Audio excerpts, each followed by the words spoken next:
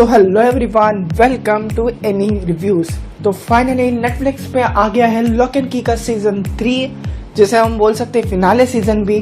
तो इसीलिए मैं इसका एपिसोड बाय एपिसोड एक्सप्लेनेशन लेके आया हूँ। आज हम एक्सप्लेन करने वाले एपिसोड 1 को और एपिसोड 2 आएगा परसों, और ऐसे ही चलता रहेगा। तो मैं आपसे एक रिक्वेस्ट करता हूँ कि आप लोग हमारे चैनल को सब्सक्राइब करके रखिएगा और वीडियो को भी लाइक करके रखिएगा, क्योंकि जब भी मैं नेक्स्ट एपिसोड अपलोड करूं आप उसे देख सकते हो। और अगर आपका ये सब हो गया हो then welcome to any reviews.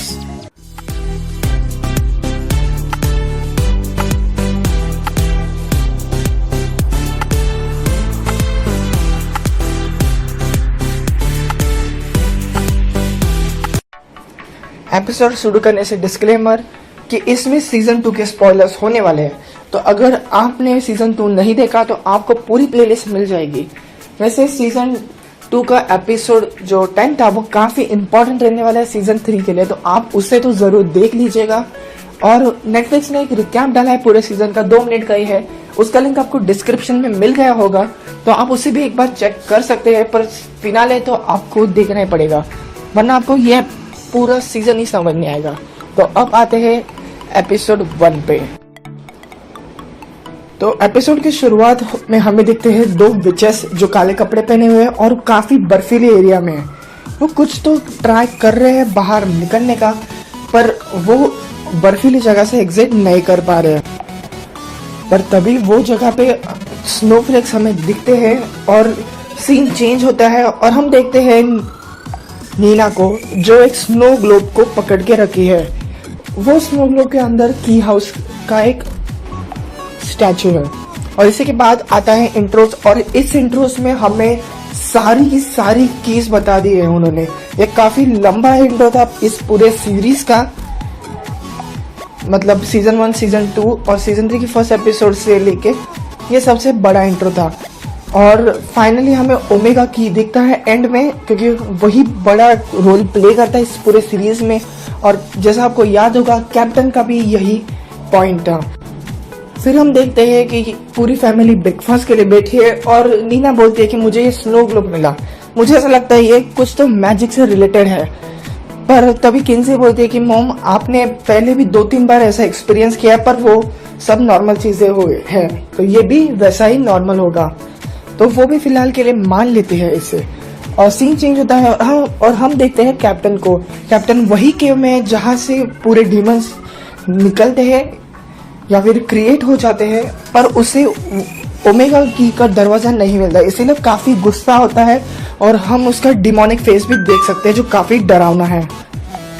फिर से हम लोग आ जाते हैं की हाउस में, जहाँ पे ये लोग टाइलर के बारे में डिस्कस कर रहे हैं।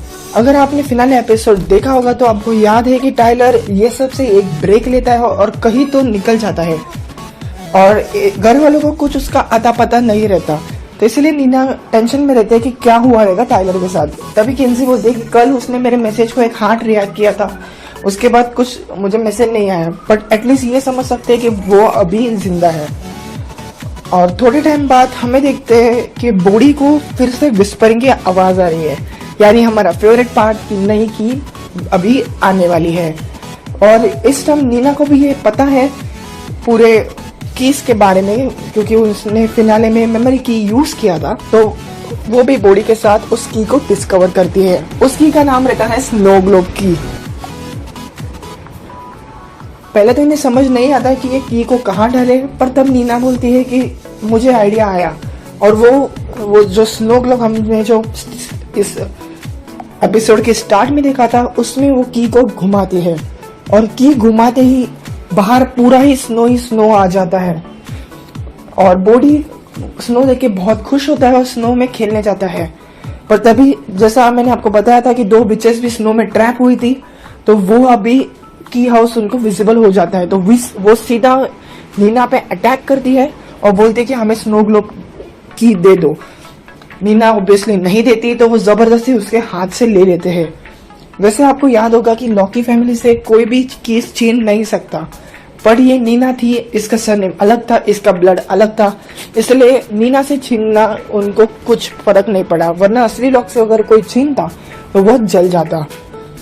और वो की को उससे चुरा के निकल जाते हैं, पर हमारा बॉडी बेचारा बाहर आइस में ट्रैप होता है। तो अभी जैसे 2 विचेस आइस में ट्रैप हुए थे, वैसे ही हमारा बॉडी भी आइस में पूरा ट्रैप हो गया है। नीना बहुत टेंशन में आती है और किंजी को घर पे बुला लेती है। वैसे किंजी अपना स्प्लैटरिंग का पार्ट 2 बना रही थी, उसकी और उसके फ्रेंड्स ने बनाई हुई एक मूवी, पर वो वहाँ मम्मी का कॉल आने पे घर पे आ जाती है। तभी वो मम्मी को बोलती है कि हमें अभी के अभी उनका पीछा करना होगा। तो वो कार में बैठते हैं और कुछ थोड़ा सा वेपन्स टाइप ले लेते हैं और सीधा पीछा पीछा जाने लगते हैं। दूसरी साइड पे हम देखते हैं कि जो वो 2 विचेस थी, एरा और डॉर्थरी, वो जाके मिलती है कैप्टन से और कैप्टन बोलता है कि मुझे अभी सारी कीज चाहिए। तुम कैसे लाओगे वो मुझे नहीं पता, पर सारी की सारी कीज चाहिए। तब उनको आइडिया आता है कि बॉडी तो ट्रैप है, तो हम लोग बॉडी का ब्लैकमेल करके बाकी सारी कीज ले लेंगे। तो वो सीधा उसके घर में यानी की हाउस में आ जाते हैं और नीना को बोलते हैं तुम्हें अगर बॉडी चाहिए तो मेरे पास उसका की है, पर तुम्हें सारी कीज देनी होंगी। और ये लोग तो ऑब्वियसली कीज कोई भी नहीं देने वाले और फाइट के लिए हमेशा रेडी रहते हैं। किंजी सीधा वो पावर जिससे आता है वो की घुमा लेती है और उनसे फाइट करने लगती है। उसमें से एक विच या फिर डीमन, आप कुछ भी समझ सकते हैं, डीमन मीना के पीछे जाती है, पर मीना उसे मिरर में डाल देती है। आपको अगर सीजन 1 में मिरर की कैसे वर्क करती है ये पता नहीं होगा तो मैं बता दूं कि इसमें हमारी एक पर्सनैलिटी हमें मिरर के अंदर बुलाती है और अगर हम उसके अंदर चले गए तो हम लोग उसमें ट्रैप हो जाते हैं। उसमें बहुत ही इनफाइनाइट मिरर्स थे और बाहर निकालना इम्पॉसिबल है। तो नीना एकदम चालाकी से एरा को दे देती है धक्का और वो सीधा जाती है मिरर के अंदर। नीचे किंजी के साथ फाइट करते करते डॉर्थरी भी मैं उसके बाद बदले में डीमन ही यूज करता हूँ। दूसरा डीमन नीना के भी पीछे जाता है, फिर किंजी उसे पकड़ लेती है और उससे भी मिरर के अंदर फेंक देती है। यानी अभी दोनों डीमंस मिरर के अंदर ट्रैप है। ये सीन मुझे काफी तगड़ा लगा इस एपिसोड का। आपको कैसे लगा आप कमेंट्स में मुझे जरूर बता दीजिएगा। तो फाइनली नीना की को घुमाती है और बाहर बॉडी के पास भागती है। बॉडी जो नॉर्मल कपड़े में था अभी पूरा ही फ्रीज जैसा हो गया है, वैसा पूरा एक जगह पे बैठा होता है। उसे अपने मम्मी और सिस्टर की आवाज भी नहीं सुनाई देती, पर वो उसे कैसे तो करके अंदर लेके जाते हैं। और उसके बाद हम लोग देखते हैं टाइलर को। टाइलर एक नई बंदे के साथ कुछ तो अलग ही कर रहा है अपने लाइफ में, बियर पी रहा है, उसके साथ घूम रहा है। और तभी उसे उसके मम्मी का मैसेज आता है कि अंकल डंकन का शादी फिक्स हो गया है, तो तू आएगा तो बहुत ही अच्छा होगा। पर उसकी गर्लफ्रेंड उसे बोलती है कि मैंने तो ऐसा डिसाइड किया था 17 की एज में कि अगर घर से भागी तो वापस कभी नहीं आने का, तो चॉइस तेरे पे। अभी ऐसे बोल के उसने और टाइलर को डाउन कर दिया था। पर तभी किंजी बॉडी के साथ एक सेल्फी लेती है और टाइलर को भेजती है और टाइलर को वापस अपने फैमिली की थोड़ी थोड़ी याद जरूर आती है। फिर इस एपिसोड के एंड में हम लोग देखते हैं कैप्टन को जो एकदम गुस्से में बैठा है क्योंकि उसके जो 2 डीमंस थे वो अभी गायब हो गए हैं और इसीलिए वो एक की को जोर से एकदम दबाता है। तो अचानक जहां वो बैठा है वहीं पे वो ओमेगा वाला पोर्टल खुल जाता है और उसके ऊपर जो वो एक डेविल लाफ देता है वो काफी देखने लायक था। यानी उसका जो मकसद था पोर्टल को ढूंढने का, ओपन करने का और डीमंस लाने का, अभी उसने वो खुद क्रिएट किया है। तो यहीं पे ये एपिसोड एंड होता है। एपिसोड 1 ही इतने हाई नोट पे एंड हुआ है, तो आगे चल के एपिसोड कितने अच्छे होंगे ये आप सोच भी नहीं सकते। इस सीजन का एपिसोड 2 आज परसों, तो आप सब्सक्राइब करके रखिएगा क्योंकि जब मैं एपिसोड अपलोड करूँ तो आप देख सकते हो।